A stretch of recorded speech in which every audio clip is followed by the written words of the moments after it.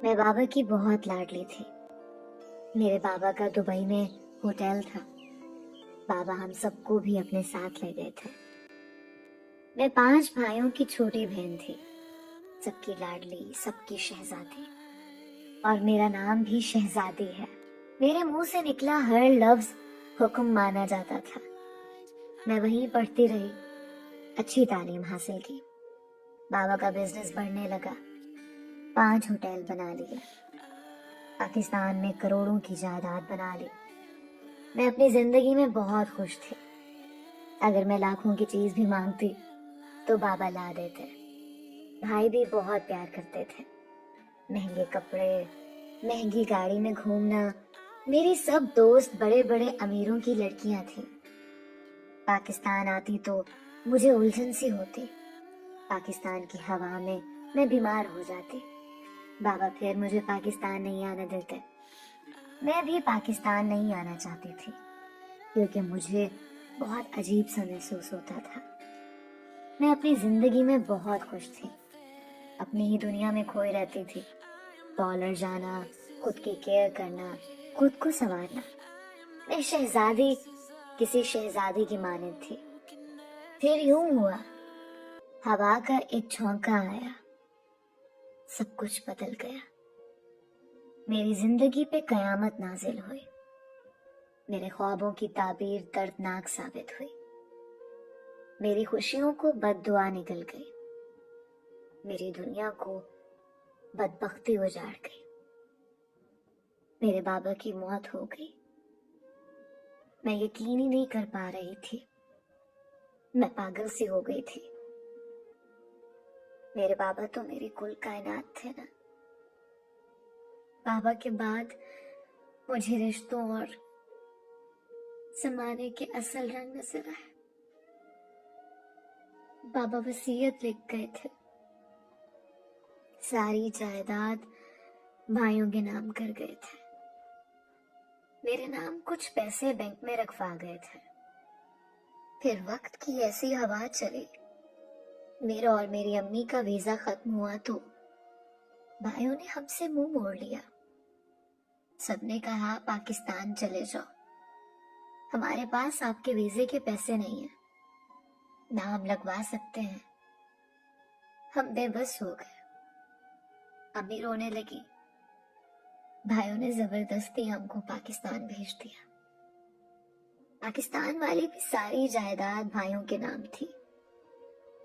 ہمارا گزارا بہت مشکل ہو گیا۔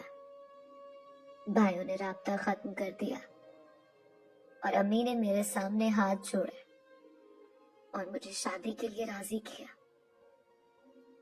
جانتے ہو، میں دبئی میں پڑھی لکھی لڑکی، شہزادی سے زندگی گزارنے والی، میری پھوپھو کے بیٹے سے میری شادی کروا دی گئی۔ وہ جو بالکل ان پڑھ تھا، اس کی سوچ کے مطابق عورت پاؤں کی جوتی تھی، اور اس نے یہ ثابت بھی کیا۔ مجھے کچن میں کھڑا کیا اور کہا گیا کہ کھانا بناؤ۔ میں نے بتایا میں نے زندگی میں کبھی،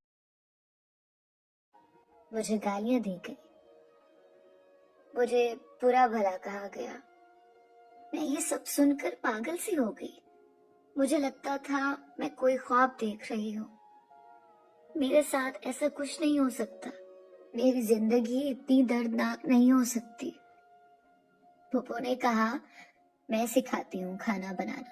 کھانے بناتے نہ جانے میرے کتنی بار ہاتھ چلے۔ میں گھر کے کام نہیں کر سکتی تھی۔ پھر میرا گھر بسانے کے لیے امی میرے گھر آ کر میرے حصے کا کام کرتی۔ جب تک امی آتی رہیں اور بینک میں پیسہ رہا، گزارا ہوتا رہا۔ بینک سے پیسہ ختم ہو گیا، میرا شوہر مجھ پہ زہر اگلنے لگا، اور میرے دکھ دیکھ کر امی بھی مجھے چھوڑ گئی۔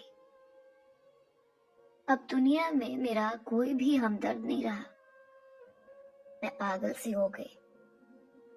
میں اپنے ہوش کھو بیٹھی، اور پھر مجھے طلاق ہو گئی۔ बिल्कुल तन्हा रह गई।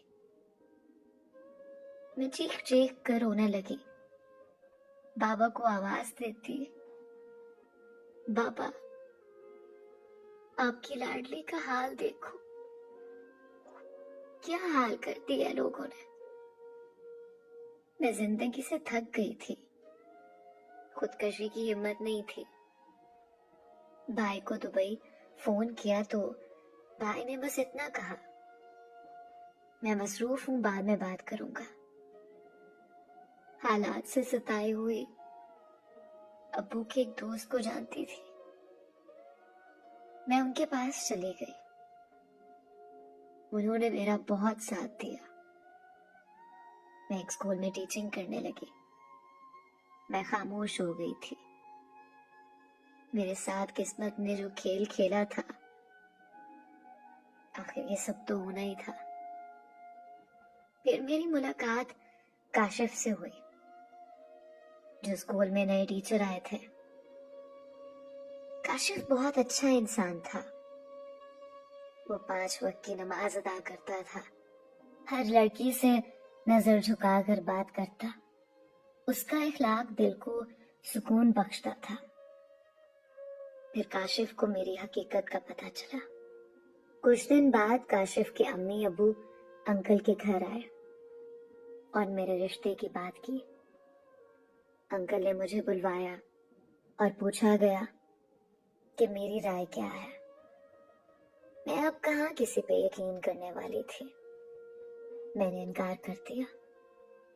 कुछ दिन गुजरे, अंकल ने बहुत समझाया, मैं भी मजबूर हो गई। काशिफ से मेरा निकाह हो गया है। काशिफ का हाथ थामकर मुझे महसूस हुआ, सब मर्द एक जैसे नहीं होते। काशिफ बहुत अच्छा लड़का है। उसने रफ्ता रफ्ता मेरे सब गम मिटा दिए।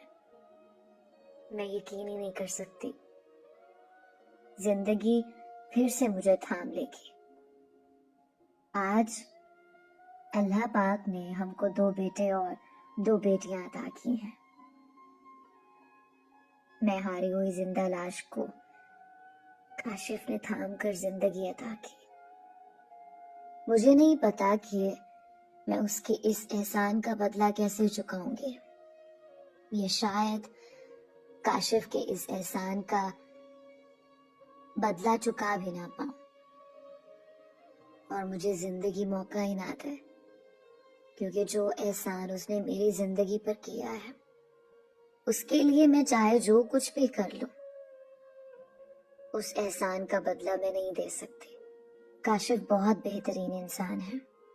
मेरी दुआ है खुदा से कि हर लड़की को काशिफ जैसा मर्द अता करे अल्लाह पाक, और हर बेटी का नसीब बहुत खूबसूरत हो।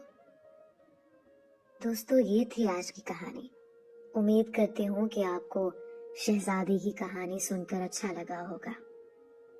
मिलते हैं एक नई कहानी के साथ।